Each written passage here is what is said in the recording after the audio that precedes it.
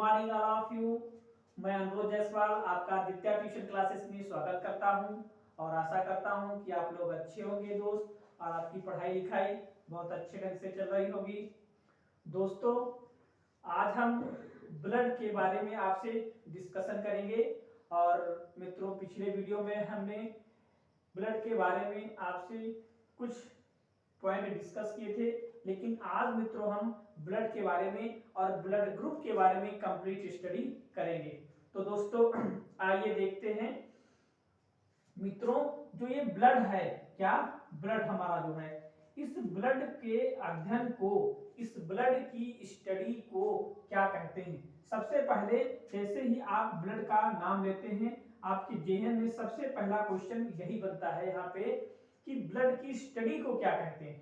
तो दोस्त, ब्लड की स्टडी को हम लोग हिमेटोलॉजी कहते हैं। क्या कहते हैं? हिमेटोलॉजी कहते हैं, यानी कि रक्त के अध्ययन को हिमेटोलॉजी कहते हैं।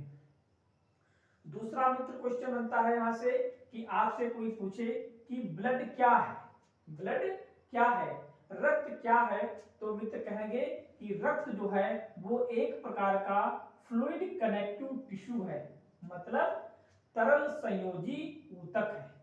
जो ब्लड है हमारा दोस्त, वो एक तरल संयोजी ऊतक है। जो ब्लड होता है, इस ब्लड की जो मात्रा होती है, जो इस ब्लड का वॉल्यूम होता है, एक वयस्क मनुष्य में इसका जो आयतन होता है वो 5 से 6 लीटर होता है। कितना होता है दोस्त? 5 से 6 लीटर होता है। अब आप ये सोच रहे होंगे, क्या सभी व्यक्तियों में 5 से 6 ही लीटर होता है? नहीं दोस्त, ऐसा नहीं है कि सभी में 5 से 6 लीटर हो। ये जो ब्लड होता है वो हमारे, इसकी मात्रा जो होती है वो हमारे बॉडी वेट पर निर्भर करती है। मींस ये हमारे शरीर के भार पर निर्भर करती है। मतलब ये जो ब्लड की मात्रा होती है वो हमारे शरीर के भार का 7 से 8% होती है। कितनी होती है? 7 से 8% होती है।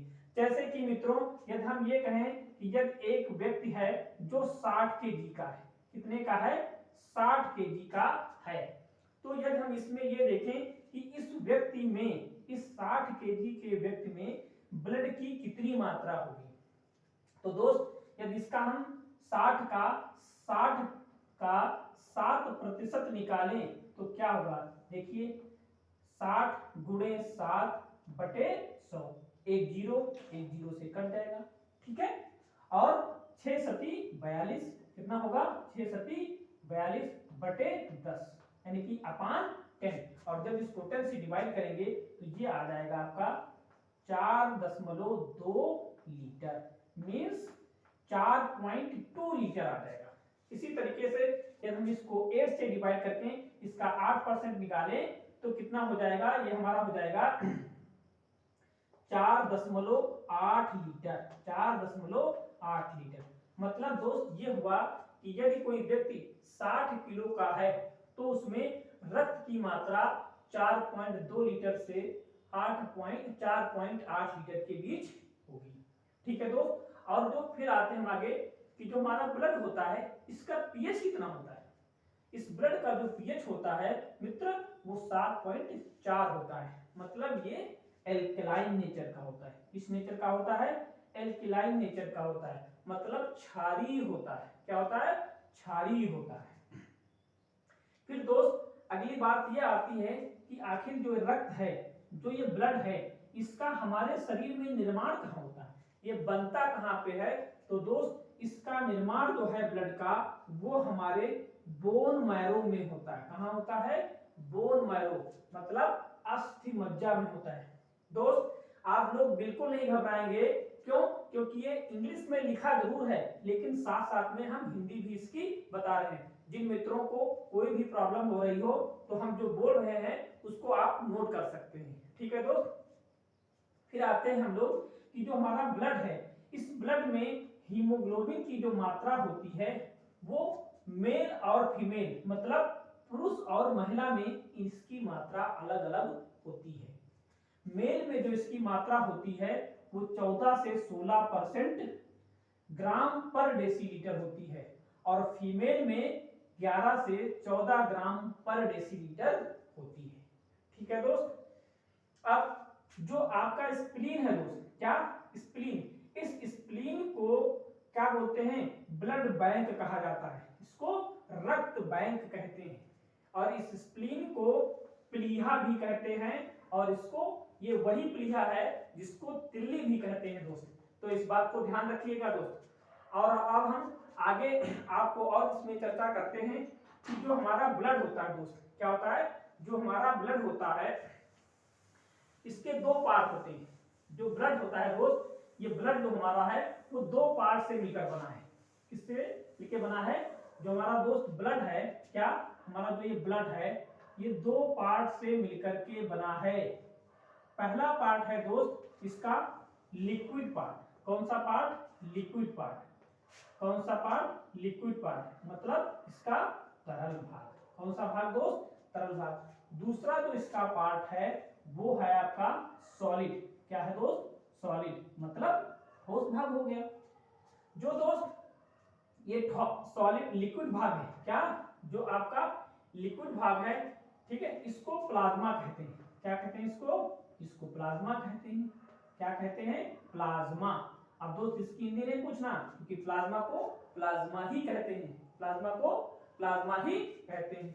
और जो सॉलिड भाग होता है, ठीक है, इसको क्या कहते हैं, इसको ब्लड सेल्स कहते हैं। क्या होते हैं, सॉलिड भाग में आपका ब्लड सेल्स आ जाता है। क्या आ जाती हैं, ब्लड सेल्स आ जाती है। ठीक है।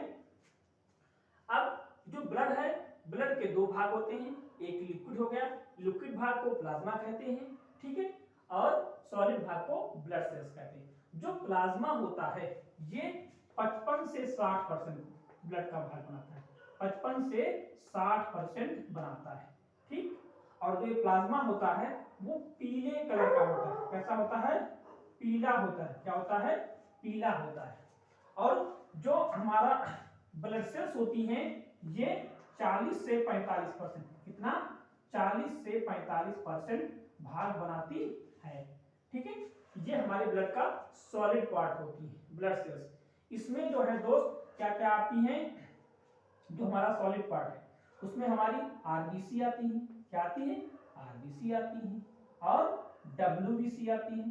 क्या आती है, डब्ल्यूबीसी आती है, और प्लेटलेट्स आती है। क्या आती है, प्लेटलेट्स आती है। क्या आती है दोस्त, प्लेटलेट्स आती है। जो आरबीसी होती हैं इनको लाल रक्त कणिकाएं कहते हैं, जो डब्ल्यूबीसी होती है इनको श्वेत रक्त कणिकाएं कहते हैं, और जो प्लेटलेट्स होती हैं इनको थ्रोम्बोसाइट कहते हैं। क्या कहते हैं, थ्रोम्बोसाइट्स कहते हैं। अब हम इनके बारे में एक एक के बारे में जानने की कोशिश करेंगे, आते हैं उस पर डिस्कस करते हैं दोस्त। जो हमारी आरबीसी होती है, क्या होती है दोस्त, आरबीसी जो हमारी होती है, क्या होती है, आरबीसी। क्या होती है, आरबीसी हमने बताया जो हमारी होती है। दूसरी क्या होती है, डब्ल्यूबीसी, डब्ल्यूबीसी। और तीसरी क्या है, प्लेटलेट, प्लेटलेट्स, प्लेटलेट्स हो गई दोस्त। ठीक। जो आरबीसी होती है दोस्त, आरबीसी का जो जीवन काल होता है वो 120 दिन होता है। कितना होता है, 120 दिन होता है। और जो डब्ल्यूबीसी होती है दोस्त, डब्ल्यूबीसी, इनका जो जीवन काल होता है वो 4 दिन होता है। क्या होता है, 4 दिन का होता है। और जो प्लेटलेट्स होती हैं इनका कितना होता है, तो 7 दिन होता है। कितना होता है दोस्त, 7 दिन होता है। अब दोस्त यहाँ पर बात ये आती है कि यदि इनका जो है, क्या जो आरबीसी हैं इनका जीवन काल 120 दिन का है, अर्थात 120 दिन बाद ये डेड हो जाती है, मींस इनकी मृत्यु हो जाती है। और आप लोगों को दोस्त पता है कि जब जिसकी व्यक्ति की मृत्यु हो जाती है उसको कहाँ लेके जाते हैं, उसको शमशान घाट लेके जाते हैं। तो दोस्त जो आरबीसी हैं ये भी 120 दिन बाद डेड हो जाती हैं, तब ये कहाँ जाती हैं, स्प्लीन के पास जाती हैं। किसके पास जाती हैं, स्प्लीन के पास जाती हैं, जिसको हम लोग क्या बोलते हैं, प्लीहा कहते हैं। कहाँ जाती है, स्प्लीन के पास जाती है। कहाँ जाती है, स्प्लीन के पास भेज दी जाती है।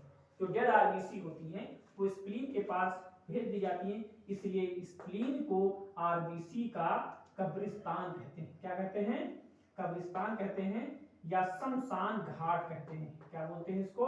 शमशान घाट कहते हैं, या इसको इंग्लिश में कहें तो ग्रेवयार्ड ऑफ आरबीसी कहते हैं।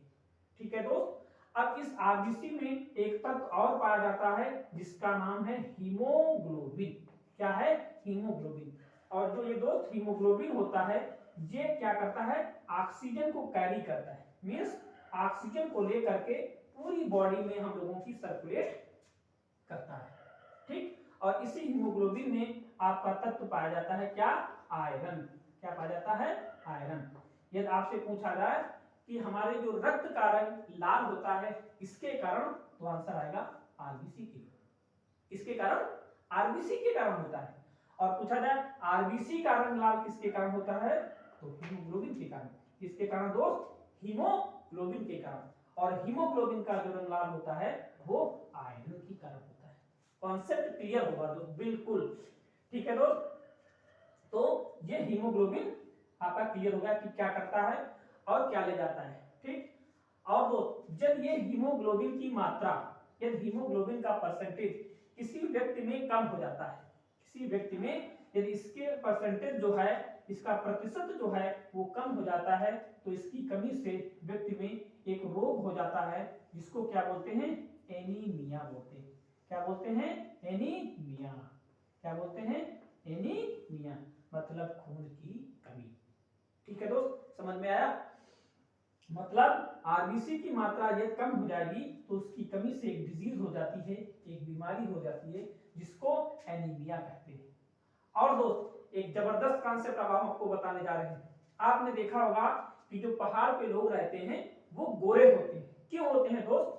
क्योंकि जब हम ऊंचाई पर जाते हैं, जब हम ऊंचाई पर जाते हैं तो हमारी जो आरबीसी की संख्या होती है, किसकी संख्या होती है दोस्त? आरबीसी की जो संख्या होती है, आरबीसी की संख्या जो होती है वो बढ़ जाती है। क्या होती है? इनका जो प्रतिशत होता है वो बढ़ जाता है, इसलिए पहाड़ पे रहने वाले लोग गोरे होते हैं। क्या होते हैं? गोरे होते हैं। ठीक है दोस्त, और सोते समय इनका परसेंटेज कम हो जाता है। ध्यान रखना दोस्त, यदि कोई पूछे कि सोते समय परसेंटेज किसका कम हो जाता है, तो आरबीसी का कितने परसेंट? 5%। 5% कम हो जाता है। ठीक है दोस्त, तो ये बात आपको समझ में आ गई होगी। ठीक, अब हम आपको बताते हैं डब्ल्यूबीसी के बारे में। किसके बारे में? डब्ल्यूबीसी के बारे में। जो डब्ल्यूबीसी दोस्त होती हैं, इनका जो मेन काम होता है हमारी बॉडी के अंदर वो होता है क्या? इम्यून सिस्टम को स्ट्रांग करना। क्या होती है? इम्यून सिस्टम को स्ट्रांग करती है, मतलब हमारे प्रतिरक्षा तंत्र को मजबूत करती है। क्या करती है? हमारे प्रतिरक्षा तंत्र को मजबूत करती है। और दोस्त एक बहुत इंपॉर्टेंट बात आपको बताने जा रहे हैं, जब बॉडी के अंदर कोई भी इंफेक्शन होता है तो जो डब्ल्यूबीसी की संख्या होती है वो इंक्रीज कर जाती है। लेकिन यदि ये संख्या बिना इंफेक्शन के बढ़ी होती है डब्ल्यूबीसी की, तो उसको ल्यूकीमिया कहते हैं, मींस वो ब्लड कैंसर कहा जाता है। उसको क्या बोलते हैं? Blood cancer. ब्लड कैंसर बोलते हैं उसको। क्या बोलते हैं दोस्त? ब्लड कैंसर कहते हैं। दूसरी बात, ये जो दोस्त डब्ल्यूबीसी होती हैं ये 5 प्रकार की होती हैं। कितने प्रकार की होती हैं? 5 प्रकार की होती हैं। पहली आपकी होती है क्या? आपकी होती है मोनोसाइट। क्या होती है? मोनोसाइट। क्या होती है? मोनोसाइट होती है। क्या होती है? मोनोसाइट। क्या होती है दोस्त? मोनोसाइट। दूसरी होती है आपकी लिम्फोसाइट। क्या होती है दोस्त? लिम्फोसाइट। क्या होती है? लिम्फोसाइट। और तीसरी होती है आपकी बेसोफिल। क्या होती है? बेसोफिल। बेसोफिल्स होती हैं। और चौथी होती है आपकी क्या? यूस्नोफिल। यूस्नोफिल्स। क्या होती हैं? यूस्नोफिल्स होती हैं। और पांचवी होती है आपकी दोस्त न्यूट्रोफिल्स। क्या होती हैं? न्यूट्रोफिल्स होती है। क्या होती है दोस्त? न्यूट्रोफिल्स होती है। जो आपकी दोस्त मोनोसाइट होती है, क्या होती है? इतना नोट कर लिया दोस्त? ठीक है, जो आपकी मोनोसाइट्स होती हैं दोस्त, ये सबसे बड़ी डब्ल्यूबीसी होती है। आपसे बोले पूछे कोई सबसे बड़ी डब्ल्यूबीसी क्या होती है, तो आपकी होती है क्या दोस्त? आपकी सबसे बड़ी डब्ल्यूबीसी क्या होती है? मोनोसाइट, और सबसे छोटी जो होती है वो होती है कि आपकी क्या, लिम्फोसाइट। क्या होती है, लिम्फोसाइट। और इसी मोनोसाइट की दोस्त क्या कहते हैं, माइक्रोपुलिसमैन कहते हैं। क्या होते हैं, इसी मोनोसाइट्स को माइक्रोपुलिसमैन कहते हैं। ठीक है दोस्त। अब हम लोग आते हैं किस पे, प्लेटलेट्स पे। किस पे आते हैं, प्लेटलेट्स पे। प्लेटलेट्स क्या होती है दोस्त, जो प्लेटलेट्स होती हैं दोस्त, इनका मुख्य कार्य होता है, प्लेटलेट्स का जो मुख्य कार्य होता है वो क्या होता है, ये रक्त के थक्का बनने में, किसके दोस्त, रक्त के थक्का बनने में, किसके, रक्त के थक्का बनने में मदद करती है।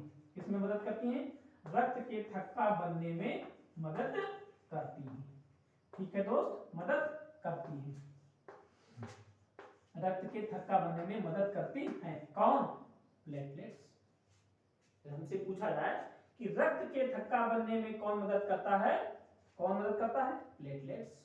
क्या करती है, प्लेटलेट्स। और एक विटामिन भी है, एक विटामिन भी है जो रक्त के थक्का बनने में मदद करती है। उस विटामिन का नाम है दोस्त क्या, विटामिन के, विटामिन के। और एक तत्व होता है, एक तत्व भी है जो भी मदद करता है, उसका नाम है क्या, कैल्शियम। क्या है, कैल्शियम। मोस्ट इंपॉर्टेंट पॉइंट है दोस्त, मोस्ट इंपॉर्टेंट पॉइंट है ये। क्या कि जब आपसे पूछा जाए प्लेटलेट्स का काम क्या है, तो हम बोलेंगे ये रक्त का थक्का बनने में मदद करती है। एक विटामिन है, क्या है, विटामिन के, जो भी रक्त का थक्का बनने में मदद करती है। और जो तत्व है वो कैल्शियम है। सामान्यतः दोस्त जो हमारा ब्लड होता है वो 2 से 8 मिनट में क्लॉट कर जाता है, लेकिन यदि किसी व्यक्ति का 2 से 8 मिनट में ब्लड क्लॉट नहीं कर रहा है तो उस व्यक्ति को एक रोग होता है जिसको हीमोफीलिया कहते हैं। क्या कहते हैं दोस्त, हीमोफीलिया कहते हैं। क्या कहते हैं, हीमोफीलिया। क्या बोलते हैं दोस्त, हीमोफीलिया कहते हैं। इस हीमोफीलिया वाले व्यक्ति का जो ब्लड होता है वो जल्दी क्लॉट नहीं करता है, और ये एक आनुवंशिक रोग है, एक जेनेटिक डिजीज है। और ऐसे व्यक्ति में विटामिन के का इंजेक्शन लगाया जाता है। तो आशा करते हैं दोस्त ये आपको जो ब्लड की स्टडी हमने बताया वो आपको बहुत अच्छे तरीके से समझ में आ गई होगी दोस्त। अब हम आगे जो अपने महत्वपूर्ण इंपॉर्टेंट टॉपिक है उस पे आते हैं, जिसका नाम है ब्लड ग्रुप। क्या दोस्त, ब्लड ग्रुप। क्या है, blood group. Most important topic है ये, ब्लड ग्रुप। जो ये ब्लड ग्रुप है दोस्त, इसको, इस ब्लड ग्रुप जो है आपका ABO, ब्लड ग्रुप ABO की ये खोज जो है, इसकी खोज, AB ब्लड की ग्रुप की खोज इसने की थी Karl Landsteiner. Karl Landsteiner ने की थी। किसने की थी, कार्ल लैंड स्टीनर ने। जो कार्ल लैंड स्टीनर महोदय थे, इन्होंने ब्लड ग्रुप ABO की खोज की थी। और इस ABO ब्लड ग्रुप को इन्होंने एंटीजन और एंटीबॉडी के आधार पर इसको डिवाइड किया, इसकी पहचान की। इसके आधार पर एंटीजन, इसके आधार पर एंटीजन और इसके आधार पर एंटीबॉडी, एंटीबॉडी के आधार पर इनको क्या किया, डिवाइड किया, इनकी पहचान की। इन्होंने ये बताया दोस्त कि जो आरबीसी होती है, आरबीसी होती है, ये आरबीसी, ये क्या है, ये आरबीसी। और आरबीसी की सतह पर लगे होते हैं एंटीजन। क्या लगे होते हैं, एंटीजन। क्या लगे होते हैं दोस्त, एंटीजन लगे होते हैं। इन्होंने बताया कि यदि कोई आरबीसी है और उसकी सतह पर यदि कोई एंटीजन ए है, क्या है, एंटीजन ए है, एंटीजन ए है, तो इन्होंने इस ब्लड ग्रुप का नाम रखा ब्लड ग्रुप ए। क्या नाम रखा, ब्लड ग्रुप ए रखा। क्या रखा, ब्लड ग्रुप ए रखा। और जो इसमें एंटीबॉडी थी, जो इसमें एंटीबॉडी थी वो कौन सी थी दोस्त, वो एंटीबॉडी जो थी वो थी बी। क्या थी, बी। हम लोग ब्लड ग्रुप को कैपिटल ए से डिनोट करते हैं और एंटीबॉडी को बी से डिनोट करते हैं। अब दोस्त क्या होता है कि जो एंटीबॉडी का मेन काम होता है पकड़ने का काम करती है। तो जो एंटीबॉडी है इसमें बी थी और इसके माउथ का जो शेप था वो इस आकार का था, कुछ यू के आकार का होता है। किसके आकार का होता है? यू का आकार का। आज के बाद दोस्तों आप कभी नहीं बोलेंगे कि blood group A blood group के बारे में कोई भी पॉइंट आप आज के बाद कभी भी नहीं बोलेंगे। इतना कॉन्सेप्ट मैं आप क्लियर कर दूंगा आज दोस्त। बस ध्यान से आप देखिएगा, जो ब्लड ग्रुप ए होता है उसमें एंटीबॉडी क्या होती है? पी होती है। और एंटीबॉडी जो होती है वो वाई सूत्र में होती है और इसका जो माउथ होता है वो यू के आकार का होता है। अब क्या दोस्त होता है कि जो एंटीबॉडी होती है इसका जो माउथ यू के आकार का होता है और जो एंटीजन है उसका कुछ शेप इस तरीके का होता है। तो जो ये एंटीबॉडी होती है इसमें आकर के ऐसे फंस जाती है, ऐसे घूमती रहती है, इसलिए ये ब्लड ग्रुप इसमें चिपकता नहीं है। मींस ये एंटीबॉडी इसमें चिपकती नहीं है और ये ब्लड ग्रुप जो होता है वो सर्कुलेट करता रहता है। फिर उन्होंने बताया कि जब मान लीजिए ये आरबीसी कोई है और इसमें एंटीजन बी लगा हुआ है, एंटीजन बी है, क्या है? एंटीजन बी है। तो उन्होंने बताया एंटीजन बी है तो इस ब्लड ग्रुप का नाम रख दिया क्या? पी। क्या रख दिया? बी। और ये एंटीजन क्या है? ये एंटीजन बी है, ये एंटीजन बी है, क्या है? एंटीजन बी है। और जो इसमें एंटीबॉडी होती है दोस्त, जो इसमें एंटीबॉडी होती है वो इसका उसका शेप कुछ यूं होता है। इसमें जो एंटीबॉडी होती है उसका शेप कुछ यूं होता है दोस्त, ध्यान से देखिए, वी के आकार का होता है, ठीक है। तो जब ये एंटीबॉडी रहेगी, ये एंटीबॉडी क्या है? ए, और ये एंटीबॉडी आकर के इसमें सेट हो जाती है और ये इसमें घूमता रहता है, ये चिपकता नहीं है, ठीक है दोस्त। इस तरीके से ब्लड ग्रुप बी भी जो है वो ब्लड के अंदर सर्कुलेट करता रहता है। यदि दोस्त ध्यान से देखिए, यदि किसी पर्सन को जिसका ब्लड ग्रुप क्या है?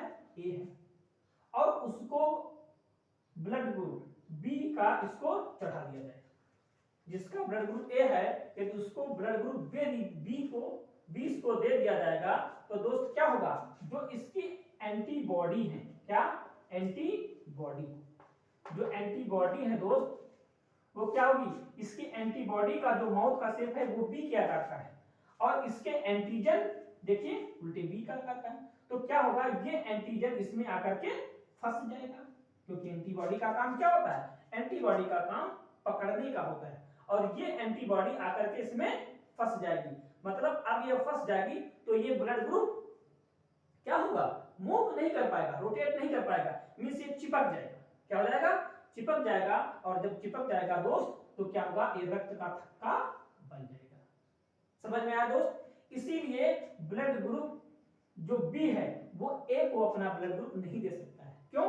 क्योंकि देगा तो क्या होगा? इसकी एंटीबॉडी भी इसके माउथ का बी शेप है, वो आके इसमें फंस जाएगी और ये ब्लड ग्रुप क्या हो गया? क्लॉट कर जाएगा, थक्का बन जाएगा। इसी तरीके से ए वाला जो है वो बी को नहीं दे सकता। क्यों? क्योंकि इसकी एंटीबॉडी का शेप यू के आकार का होता है और ये आकर के क्या होगी? इसमें फंस जाएगी और ये ब्लड ग्रुप आपस में चिपक जाएगा, तो ये भी ब्लड क्लॉट कर जाएगा। इसी तरीके से इन्होंने बताया कि ये मान लीजिए ये आरबीसी ये है, इसमें इन्होंने देखा कि इसमें एंटीजन भी पाए जाते थे, इसमें एंटीजन ए भी था, एंटीजन ए भी था और इसमें क्या थी? इसमें एंटीबॉडी भी थी, इसमें एंटीजन बी भी था, एंटीजन बी भी था, क्या था? एंटीजन बी भी था। तो इसका नाम इन्होंने क्या रख दिया? ये ब्लड ग्रुप क्या है? ए बी है, ए बी है। लेकिन दोस्त इसमें कोई एंटीबॉडी नहीं थी, इसमें कोई एंटीबॉडी नहीं थी, कोई एंटीबॉडी नहीं थी, ठीक है। इसमें एंटीबॉडी जो थी वो नील थी, लेकिन एंटीजन इसमें क्या था? ए है और बी है। तब दोस्त जब इसमें कोई एंटीबॉडी नहीं है, पॉइंट शुड बी नोटेड दोस्त, ध्यान रखिए, जब इसमें कोई एंटीबॉडी नहीं है मतलब ना तो एंटीबॉडी बी है और ना ही एंटीबॉडी ए है। जब एंटीबॉडी ए और एंटीबॉडी बी नहीं है तो दोस्त ये किसी का भी ब्लड ले सकता है, किसी का भी ब्लड ले सकता है, क्योंकि एंटीबॉडी इसमें है ही नहीं। जब मान लीजिए ए वाला ब्लड ग्रुप ए बी को दे दिया जाए तो क्या होगा? इसकी जो एंटीबॉडी है यू के आकार की है तो ये आकर के इसमें फंस जाएगी। ध्यान से देखिएगा दोस्त, जो ब्लड ग्रुप ए है इसकी एंटीबॉडी का माउथ यू शेप है, तो ये आकर के इसमें फंस जाएगी। और जो बी है, बी एंटीबॉडी बी इसका वी शेप में है, ठीक, तो ये आकर के इसमें फंस जाएगी और ये ब्लड ग्रुप रोटेट करता रहेगा। इसीलिए इसको सर्वग्राही कहते हैं। क्या कहते हैं? सर्वग्राही कहते हैं, क्योंकि इसमें कोई भी एंटीबॉडी नहीं होती है। ठीक है दोस्त, इसी तरीके से हमारा जो ब्लड ग्रुप क्या होता है, ओ क्या होता है दोस्त, ध्यान से देखिएगा, ब्लड ग्रुप ओ, जैसे ये, इस ब्लड ग्रुप में कोई एंटीजन नहीं है, नो एंटीजन, नो एंटीजन, इसमें कोई एंटीजन नहीं है। लेकिन दोस्त इसमें एंटीबॉडी है, इसमें एंटीबॉडी है। इसमें एंटीबॉडी कौन सी होती है? ए होती है और बी होती है। इसलिए जब इसमें कोई एंटीजन नहीं है, क्योंकि अभी हमने बताया था कि लैंडस्टीनर ने एंटीजन के ही आधार पे, क्योंकि आरबीसी की सरफेस में जो एंटीजन पाया जाता था उस ब्लड ग्रुप को वही नाम दे दिया था। क्योंकि एंटीजन इसमें कोई नहीं पाया जाता है ब्लड ग्रुप में, इसलिए इसको ओ कह दिया गया। लेकिन एंटीबॉडी इसमें दोस्त ए बी होती है। जब दोस्त इसमें कोई एंटीजन नहीं है, ध्यान से देखिएगा, जब इसमें कोई एंटीजन नहीं है तो ये किसी को भी अपना ब्लड दे सकता है। क्यों? क्योंकि जो एंटीजन होता है वही जो होता है एंटीबॉडी बनाता है। जब इसमें एंटीजन नहीं है तो ये किसी को भी दे दिया जाएगा, इसके खिलाफ एंटीबॉडी नहीं बनेगी। तो इसीलिए दोस्त इसको क्या कहते हैं? इसको सर्वदाता कहते हैं। क्या कहते हैं दोस्त? सर्वदाता कहते हैं, यूनिवर्सल डोनर कहते हैं। क्या कहते हैं दोस्त? यूनिवर्सल डोनर कहते हैं। यहां से दोस्त एक चीज एकदम अब क्लियर हो गई। क्या हो गई क्लियर? कि क्या, ध्यान से समझिए, यदि किसी का ब्लड ग्रुप ए है, क्या है, ये मान लीजिए ब्लड ग्रुप क्या है, ये ए है, ये आपका बी है, ये ए बी है, क्या है दोस्त, ए बी है, और ये ओ है। इधर भी लिख लीजिए, ये ए है, ये बी है। आज के बाद कभी नहीं बोलेंगे दोस्त, बस ध्यान से देखिएगा, ये क्या है, ये बी है और ये ओ है। अब ध्यान से देखिए, अभी हमने आपको बताया कि ए वाला ब्लड ग्रुप किसको दे सकता है अपना ब्लड ग्रुप? ए वाला ब्लड ग्रुप ए को दे सकता है। बताया थे ना, क्यों दे सकता है? क्योंकि इसका भी एंटीबॉडी और इसका भी एंटीबॉडी सेम है, तो आपस में चिपकेंगे नहीं, आराम से घूमते रहेंगे, नो डाउट। ठीक है, और ये वाला ब्लड ग्रुप ना ए बी को दे सकता है। दे सकता है कि नहीं? इसी तरीके से बी वाला बी को दे सकता है और ए बी को दे सकता है। ठीक है दोस्त, और ए बी वाला सिर्फ और सिर्फ ए बी को दे सकता है। ठीक है, ए बी को दे सकता है। ओ वाला ब्लड ग्रुप अपना ओ को दे सकता है और ए बी को भी दे सकता है, और किसको? बी को भी दे सकता है और ओ ए को भी दे सकता है। ठीक है, तो आप देख रहे हैं बेटा कि जो ए बी है वो सभी का ब्लड ग्रुप ले रहा है, ए का भी ले रहा है, बी का भी ले रहा है और इसका ए बी का भी और ओ का। जब ये सभी का ब्लड ग्रुप ले रहा है दोस्त, तब इसको क्या कहते हैं? इसको यूनिवर्सल रेसिपिएंट कहते हैं, मतलब इसको सर्वग्राही कहते हैं। क्या कहते हैं? सर्वग्राही कहते हैं। और इसको ये देखिए, इस सभी को ब्लड ग्रुप दे रहा है, इसीलिए इसको सर्वदाता कहते हैं। सर्वदाता कहते हैं। अभी तक दोस्त आप ये जानते थे कि ओ सर्वदाता होता है और ए बी सर्वग्राही होता है, लेकिन आप आज ये क्लियर हो गया कॉन्सेप्ट कि ये ऐसा क्यों होता है, ऐसा क्यों होता है। अब दोस्त आपने देखा होगा कि कुछ ब्लड ग्रुप जो होते हैं वो माइनस में भी होते हैं, तो भैया ये माइनस वाला क्या चक्कर है? ठीक है, तो माइनस वाला क्या चक्कर है इसको भी देख लेते हैं। क्या, एक हमारे महान वैज्ञानिक थे जिनका नाम था विनर। क्या था? विनर था। क्या था? विनर था। विनर था। इन्होंने 1940 में, कब दोस्त? 1940 में इन्होंने क्या किया? एक RH फैक्टर की खोज की थी। RH फैक्टर की खोज की थी। RH फैक्टर की खोज की थी। किसमें की थी? एक मंकी था, रिसस मंकी। किसमें की थी? रिसस मंकी में की थी। किसमें की थी? रिसस मंकी में की थी। इन्होंने बताया दोस्त, इन्होंने एक ब्लड ग्रुप देखा जिसमें क्या था? एंटीजन ए था, एंटीजन ए लगे थे। एंटीजन माइक्रोस्कोप में देखा जो एक ब्लड ग्रुप था वो एंटीजन ए था, लेकिन उसमें इन्होंने और देखा कि उसमें के बीच में कुछ इस तरीके की एक संरचना पाई जाती थी। एक इस तरीके की संरचना थी। इस तरीके की भी संरचना पाई गई। ठीक है दोस्त, इस तरीके की भी संरचना पाई गई। उन्होंने बताया कि जो ब्लड ग्रुप ए था, जब उसमें इस तरीके की संरचना पाई गई तो उन्होंने इसी का नाम दे दिया RH फैक्टर। क्या नाम दे दिया? RH factor. क्या नाम दिया दोस्त? RH factor.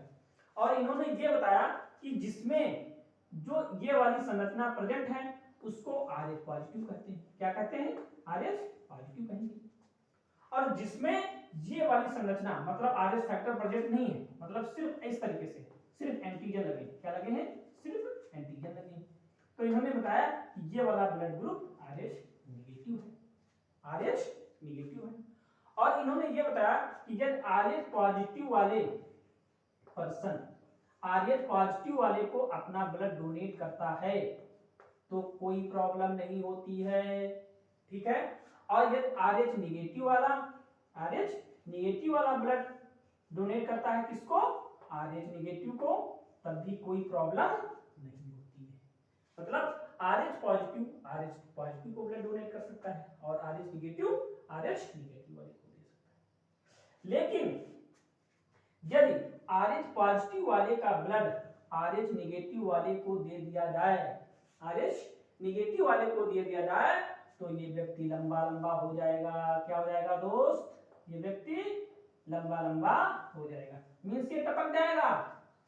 क्या हो जाएगा? ये मर जाएगा। ये मर जाएगा। क्यों? क्योंकि इसका ब्लड क्लॉट कर जाएगा। इसका बहुत अच्छा उदाहरण हम आपको देते हैं। क्या? कि जब किसी ऐसा व्यक्ति जिसका जो ब्लड ग्रुप है वो RH पॉजिटिव है। क्या है? RH पॉजिटिव है। और एक महिला है जिसका ब्लड क्या है? RH नेगेटिव है। ये क्या है? ये महिला है। ये क्या है? ये महिला है। ये क्या है? ये पुरुष है। ये क्या है? पुरुष। यदि RH पॉजिटिव पुरुष है और RH नेगेटिव महिला है, यदि इन दोनों की मैरिज करा दी जाए तो इनसे जो बेबी होगा, इससे जो बेबी बनेगा वो गर्भ में ही मर सकता है, उसी में ये डेड हो सकता है। क्यों? क्योंकि दोस्त जब वो बेबी होगा तो RH नेगेटिव का ब्लड मां से इसमें अधिक मात्रा में आएगा और कुछ मात्रा में पापा से भी आएगा ना, पापा से भी तो आएगा। तो क्या होगा? जब ये RH नेगेटिव और RH पॉजिटिव होंगे तो इस बेबी का ब्लड क्लॉट कर जाएगा और जब ब्लड क्लॉट कर जाएगा तो इसकी मृत्यु यूट्रस में ही हो सकती है। इसलिए लोग जब जांच करा लेते हैं तो ऐसे बेबी की डिलीवरी प्रीमेच्योर करा लेते हैं, पहले ही करा लेते हैं। और ऐसे बेबी को इस तरीके का यदि हो जाता है तो उससे एक डिजीज होती है, उस डिजीज को कहा जाता है इराइथ्रोब्लास्टोसिस। मोस्ट इंपॉर्टेंट दोस्त, इराइथ्रोब्लास्टोसिस्ट बोलते हैं। क्या बोलते हैं? इराइथ्रोब्लास्टोसिस्ट। ठीक है दोस्त, क्या बोलते हैं? इराइथ्रोब्लास्टोसिस्ट बोलते हैं। एक डिजीज हो जाती है। ठीक, लेकिन अब इसका भी उपचार आ गया है, इसको भी ठीक किया जा सकता है, ये पहले ही पता कर लिया जाए। तो दोस्त जरूर जरूर बताइएगा कि आज हमारा का टॉपिक ये कैसा लगा और हमारे चैनल को सब्सक्राइब करिएगा ये वीडियो पसंद आई है दोस्तों। ठीक है, और हम अगला टॉपिक आपका मोस्ट प्रोबेबली विटामिन का रखेंगे और ये जरूर बताइएगा कमेंट्स में कि हमारे आज का टॉपिक कैसा लगा। थैंक यू दोस्त।